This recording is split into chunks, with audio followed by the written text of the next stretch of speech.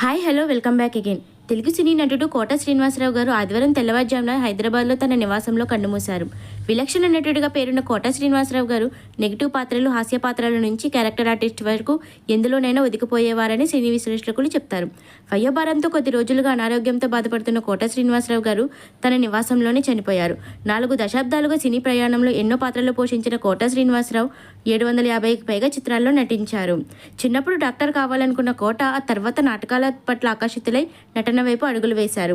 పల్లెటూరి మోటి విలన్ నుంచి పట్నం ఆధునిక విలన్ వరకు తనదైన శైలిలో మెప్పించారు. కృష్ణ, చిరంజీవి, బాలకృష్ణ, వెంకటేష్, నాగార్జున వంటి హీరోలతో పాటు యువ హీరోలతోనూ ఆయన నటించారు.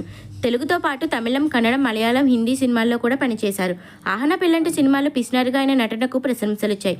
అలాగే వెంకటేష్ హీరోగా చేసిన గణేష్ సినిమాలో రాజకీయ నాయకుడిగా తెలంగాణ మాండలికంలో మాట్లాడుతూ విలనిజానికి కొత్త రంగులు అద్దారు. హాస్యం పండించడంలోనూ కోట శ్రీనివాసరావు గారికి పేరుంది. 3 రోజుల కిందట అంటే జూలై 10న కోట శ్రీనివాసరావు గారి పుట్టినరోజు సందర్భంగా దర్శకుడు త్రివిక్రమ్ ఎక్స్లో ఒక పోస్ట్ పెట్టారు. చాలా మంది నటులు నవ్వించగలరు, చాలా మంది నటులు ఏడిపించగలరు. నవ్వించి ఏడిపించి భయపెట్టగలిగే నటులు బహుశా కోట ఒక్కరే అంటూ త్రివిక్రమ్ ఆ పోస్ట్ లో కోట శ్రీనివాసరావు గారి గురించి రాసుకొస్తూ తనతో తను ఉన్న ఫోటోను షేర్ చేశారు. కోట శ్రీనివాసరావు గారు రాజకీయంగానూ రాణించారు. 1999 ఎన్నికల్లో బీజేపీ తరపున కృష్ణా జిల్లా విజయవాడ తూర్పు నియోజకవర్గం నుంచి పోటీ చేసి ఎమ్మెల్యేగా గెలుపొందారు.